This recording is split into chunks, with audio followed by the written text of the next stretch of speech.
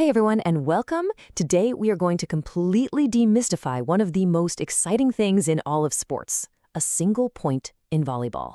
I mean, it's this lightning-fast story of strategy, power, and teamwork. And trust me, by the end of this, you'll see the game in a whole new light. So, let's start with the big question. What does it really take to win just 1 point?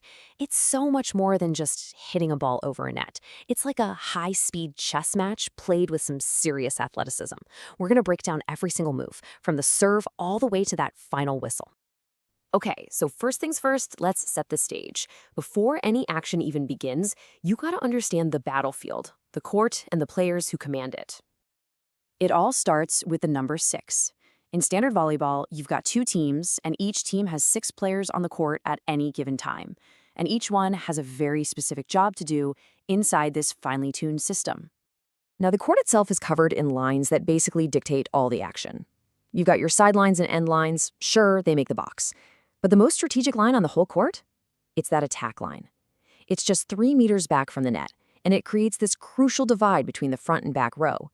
It completely changes where and how players can attack, which pretty much shapes the entire offense. All right, time for the first move. The whistle blows, a player steps back into that service area, and this is it, the serve. This is the action that kicks off every single rally.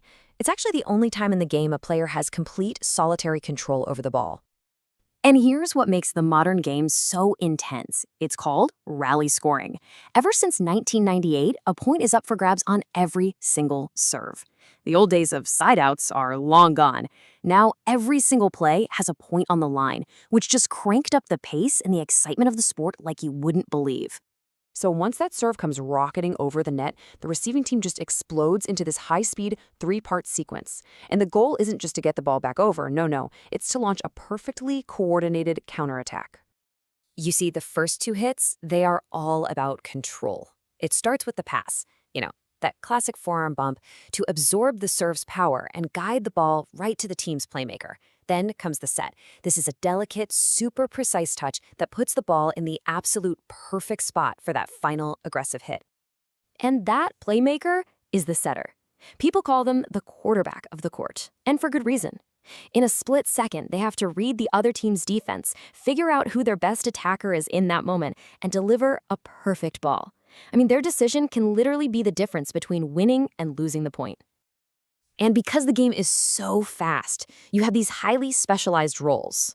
A perfect example of this is the libero. You can always spot them. They're wearing a different colored jersey. This player is a pure defensive specialist, a master at passing the ball and keeping plays alive. But they have special rules, like they can't attack the ball from above the net. Their job is defense, pure and simple.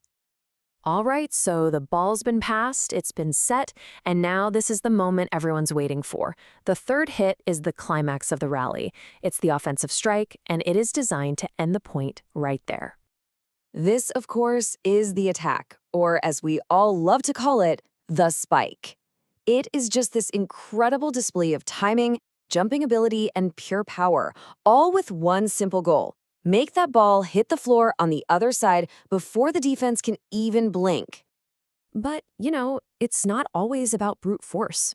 A really great attacker has a whole toolkit of shots. Sure, they can bring the heat with a power spike, but if the defense has a good block up, they might use a soft tip shot to just drop the ball into an open spot. Or maybe they'll use a cut shot to hit a crazy sharp angle. It's this variety that keeps defenders totally guessing.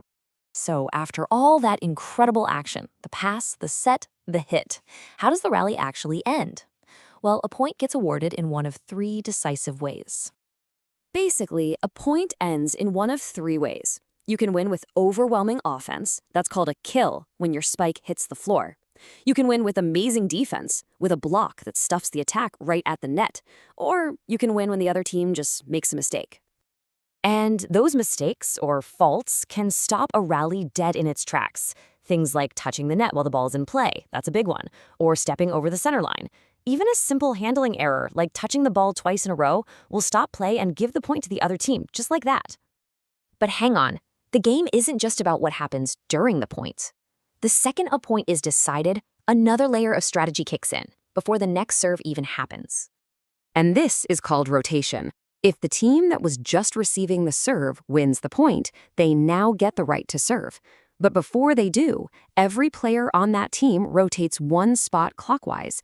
This system is genius because it makes sure that every single player has to play every single position, both front row and back row. It forces teams to be incredibly well-rounded. So when you really break it all down, the anatomy of one point shows you what volleyball's all about. No single player can do it alone. You can't have a perfect attack without a perfect set, and you can't have a perfect set without a perfect pass. It's a chain of trust and execution, all happening in just a couple of seconds. So, you see, a single point isn't just a point. It's a whole story with a beginning, a middle, and an end, unfolding in the blink of an eye. The next time you watch a match, look for that story. Now that you know the anatomy of a point, what will you see?